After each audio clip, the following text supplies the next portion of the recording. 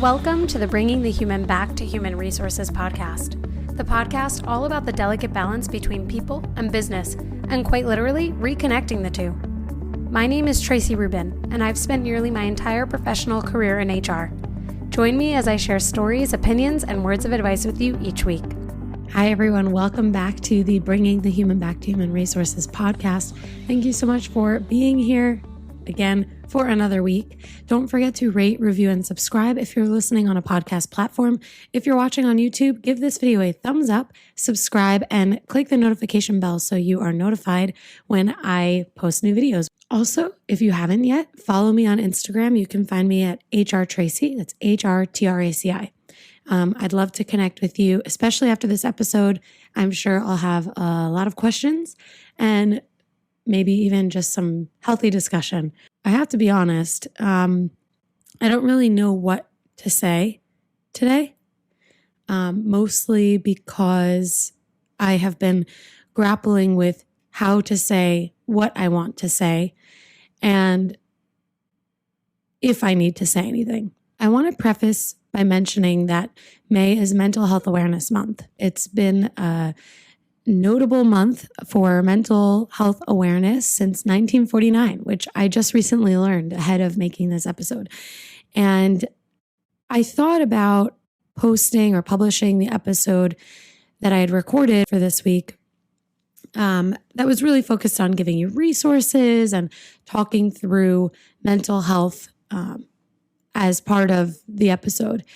But there's something going on in my personal life that I wanted to share that is having a greater impact on me than I probably even realized going into this week, going into this episode. Mental health is deeply personal. Every single person has a story about how they've been impacted by something, how they cope with things. I've shared with all of you very openly that I see a therapist, and I think everyone should see a therapist, and that has been a big part of self-care for me since I started this podcast. Actually, I was super focused on making sure I was putting, my money where my mouth is, and it's been great. And I don't know that I would be able to sit here in front of this camera, in front of this microphone today as I am if it weren't for my therapist, to be honest. I guess I want to further preface before really jumping in that I have listeners all around the world. I just want to say thank you for listening. Thank you for being here. I have prided myself on being extremely authentic and transparent with all of you. I hesitate in sharing my personal feelings today because of what I have witnessed and experienced online in the past week. So I hope that after all of these weeks that we've spent together, that you take that into consideration, listen to the whole episode and evaluate. You don't have to reach out to me. You don't have to react. I just want everyone to think and to listen with open ears and an open mind. So to get into what I am giving this big prelude to, if you've listened to my episodes, that I am Jewish. I'm American and I am Jewish. My grandparents were actually born in the United States. My great-grandparents were not. They were of Eastern European descent, although Jewish people are native to the Middle East, to Israel. And this week, there has been a lot happening in Israel, in Gaza, and in the West Bank. I have loved ones in Israel. I've had the pleasure of traveling to Israel many times. I've had the pleasure of meeting Arabs, Muslims, Jews, Christians, Druze, Bedouin, atheists, travelers from all over the world, those native to Israel, Palestinians. I have had the opportunity to interact with incredible people. I'm not going to get into the political discussion or the geopolitical discussion on Israel and Palestine. What I do want to talk about is how my mental health and how the mental health of many people this week has been affected by society's reaction to what's going on in a place they have no stake in a place they've never traveled to, in a place they couldn't even point out on a map. There are, unfortunately, that I know of, no Holocaust survivors in my family or in my fiance's family. Seeing what has been an incredible uprising of anti-Semitism has deeply affected me. I was always raised with this feeling or perception that we never will be fully accepted. Because we're Jewish, we can blend in because we're Eastern European Jews, we can blend in. And if we never wore a Star of David like I am today, people wouldn't know. But I was also told that we're never supposed to hide who we are and that we should always be proud of who we are. And so I made up my mind today, literally 5 minutes before recording, that I was going to remain proud of who I am. Because for the last week, I've been very worried about being who I am on my platform, on my Instagram, because I've always lived with this understanding that there are people who will not see me for who I am, but will see me for the religion and the ethnicity that I represent, because Judaism is not just a religion. You can be from any country in the world and be Jewish, any ethnicity and be Jewish. In fact, many of my friends are Jews of color. And what has been weighing so heavy on my heart and my soul and my mind this week is the outpouring of hate for me, for Jews.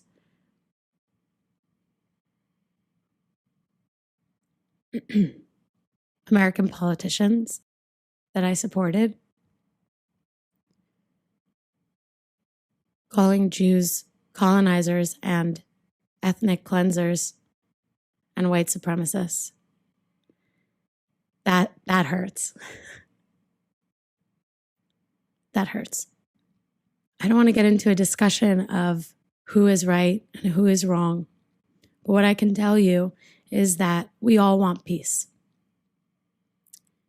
We all want peace. And I have come to this podcast sharing so many resources for DE&I and for standing up for social justice, and I always will. And yet, it's silent for me. I feel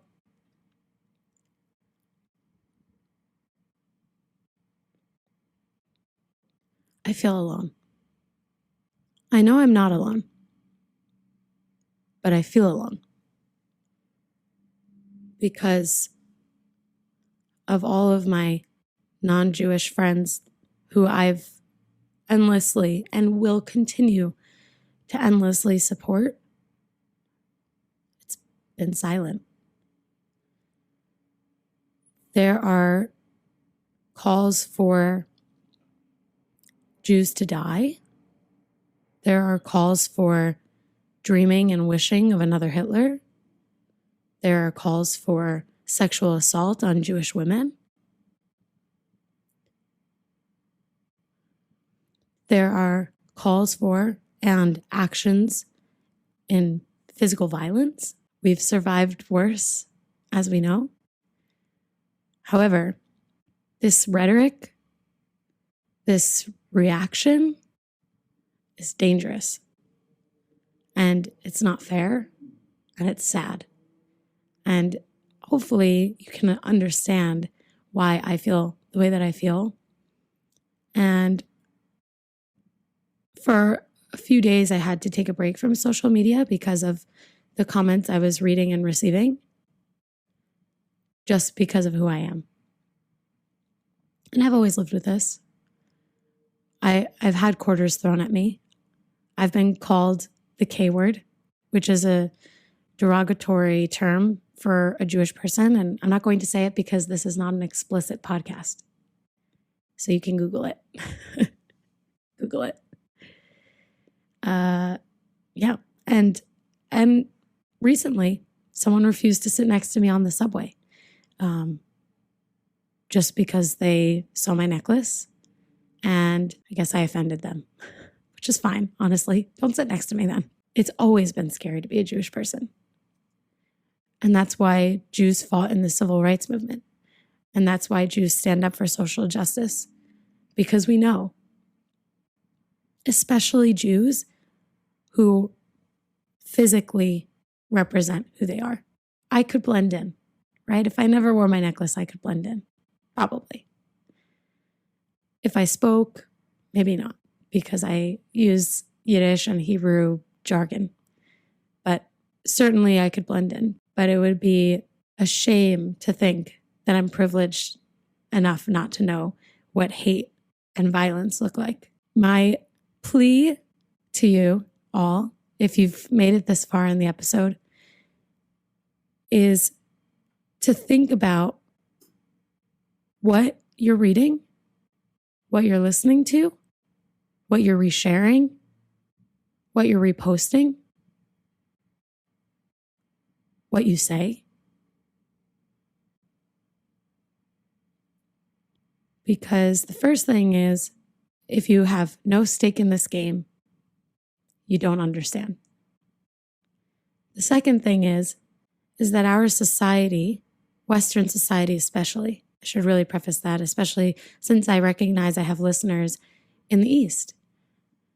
But Western society has developed a culture of cancellations, being woke, right? Standing up for other people, which I think is great. But having a voice and putting it out there and speaking your mind, whatever woke means. I don't even know what it's defined as, but that's how I see it. And I don't think it's a bad thing. However, what is bad is when people who have absolutely no factual information, no clue what's going on, and they reshare and they post and they contribute to misinformation and dangerous information. And I have always said, always on this podcast, you should listen to others. While I'm an expert in HR, people have other opinions. Do your research. I always include the research that I've done, and that's because I want to be a factual and accurate resource. And even though I am, it doesn't mean that you don't do your own research, that you don't understand on your own what fact versus fiction is, or what the law stands for in your state or your country. It's your obligation to be a knowledgeable human being. And it's so unfortunate that millions, I'm not exaggerating, millions of people are resharing, reposting, and talking about a topic that they have no knowledge of, that they have no stake in, and are sharing things that are dangerous for people like me. So as someone who has and will always be an ally and supporter of social justice movements, of equal rights, of diversity, equity, and inclusion, of everything, I really try, as not only an HR person, but as a human being, as part of this global community, to always give people the opportunity to be supported and to have an ally in me. And yet, here I am, standing alone. It's wild. The silence, when they say silence is deafening, oh my God, it's really deafening.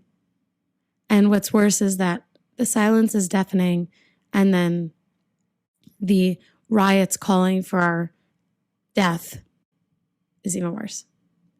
This is not a political discussion. This is almost a beg for you to be a more productive member of society and either don't say anything because you don't have the information and you're not an expert and you don't have the firsthand experience, or you become an expert. You do your research. You listen to neutral sources. You listen to both sides. You listen to all sides. You question what you read. You question what you hear. Because that is how we become more productive, active members of society. We challenge the status quo, like I've always said. Challenge the status quo. Appreciate others for their differences and their similarities. And we allow people to be themselves. So now, I bring this up on this episode because I worry that I won't be accepted in the areas of life where I've always felt accepted, like work. I worry about that. I worry about not being accepted here. I'm putting this on YouTube. I'm putting this on a podcast platform. And I don't want anyone's sympathy, and I don't want any pity either. But what I do need, what this world needs, is for people to really understand the gravity of their words and to think twice before they form an opinion. I mean, think about like your jobs, right? Maybe you're an HR person. Maybe you're in business. Maybe you're not in HR. Maybe you're a teacher or a vet. I don't know. But if you're forming an opinion before even getting the facts straight, is that a good way to go about life? Probably not. So I have to just be myself, put this out there. I hope that I have the strength to do it when I'm editing this episode. And if you've made it this far, I thank you truly from the bottom of my heart for being open-minded and just listening and hearing me out. I'm not telling you what to believe or how to feel, but I am asking that you understand me and appreciate the things that I've experienced my whole life, but especially this week, because it's a scary world right now. It's always been a scary world. Every holiday that we celebrate is about surviving persecution. And so we'll continue to do it. But it's hard for me to